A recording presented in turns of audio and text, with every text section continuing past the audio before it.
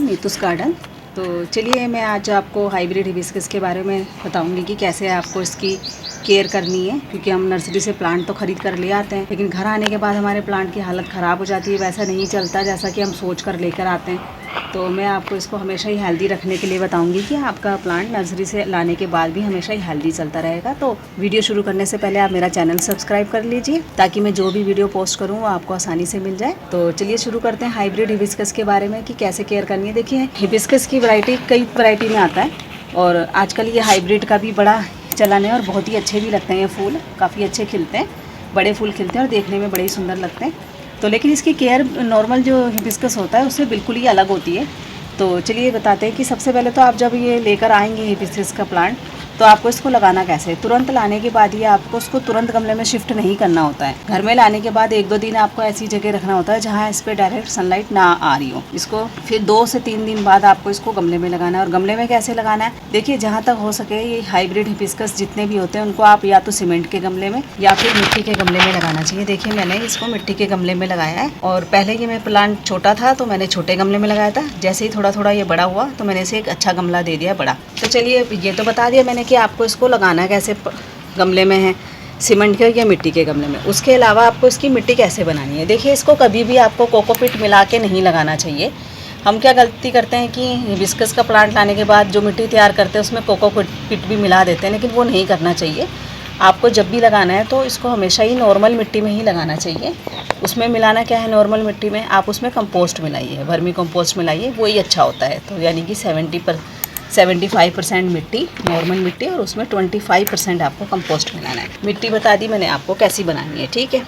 उसके बाद आपको इसकी करनी है केयर कैसे करनी है। देखिए, ये हाइब्रिड है, इसको डायरेक्ट सनलाइट में नहीं रखना चाहिए, क्योंकि ज़्यादा डायरेक्ट सनलाइट में आप रखेंगे, आपने देखा होगा कि हाइब्रिड हिबिस्कस में क्या परेशानी आती है, बड्स जो है वो येलो हो जाते हैं। वो येलो इसी वजह से होते हैं कि हम उसको डायरेक्ट सनलाइट में रखते हैं।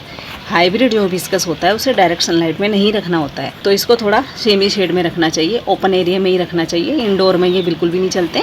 तो आपको इसको ये श्योर करना है कि ये आउटडोर रहें, पर ऐसे आउटडोर रहें कि इन पे डायरेक्ट सनलाइट ना पड़े। 1 से 2 घंटे की धूप बहुत होती है इसके लिए, इससे ज़्यादा इसे धूप की ज़रूरत भी नहीं है। चलिए बात करते हैं वाटर की रिक्वायरमेंट कितनी रहती है इस प्लांट को। देखिए, अगर आप ज़्यादा पानी देंगे तब भी आपके प्लांट टेंशन में रहेगा, पत्तियाँ पीली होंगी, बर्ड्स ड्रॉप होंगे, है ना। तो ज़्यादा पानी भी नुकसानदायक है, कम पानी भी नुकसानदायक है। कि कम पानी से भी आपके प्लांट में क्या दिक्कत आएगी कि भाई प्लांट को ग्रोथ नहीं सही हो पाएगी। तो पानी हमेशा ऐसे ही देना है, जब आपको लगे कि भाई आपका गमला सूख गया है तभी पानी देना है। जब प्लांट इस तरह गीला है तब पानी मत दीजिए। ज़रूरी नहीं है कि आपको रोज़ ही पानी देना है, आपका गमला गीला है फिर भी आप पानी दे रहे हैं, वो नहीं करना है। देखिए, अभी मैं इसमें बताऊँगी कि इस पर पेस्ट अटैक कैसे होता है, कौन कौन से कीड़े इस पर अटैक करते हैं। देखिए, सबसे पहले तो हिबिस्कस है तो मीलीबग तो ज़रूरी अटैक करता है इसके ऊपर।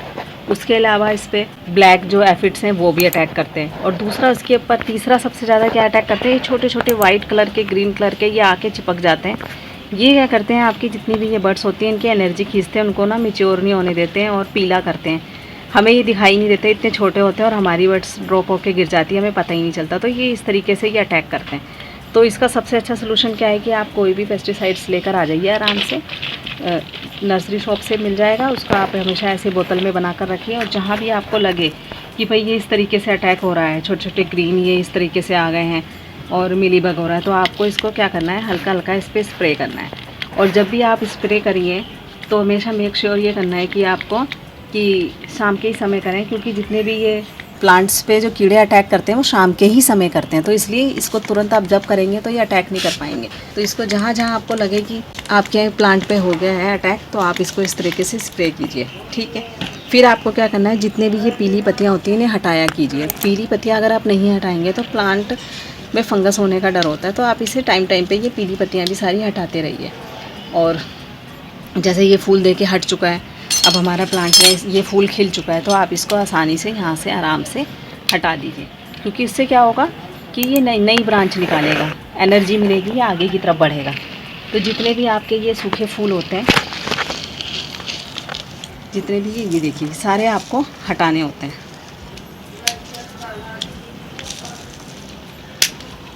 उसके अलावा पीली पत्तियां बता दी मैंने, ये भी सब आप हटाते रहिए। और इसी तरह आपका प्लांट हमेशा हेल्दी चलता रहेगा। रखना मैंने आपको बता दिया कि इसको डायरेक्ट सनलाइट में नहीं रखना है, क्योंकि अगर आप डायरेक्ट सनलाइट में रखेंगे तो नुकसान होगा। और पेस्टिसाइड्स का आपको इस पर टाइम पे स्प्रे करते रहेंगे तो आपके प्लांट पे कोई भी कीड़े का अटैक नहीं होगा और आपका प्लांट हमेशा ऐसे ही हेल्दी चलता रहेगा।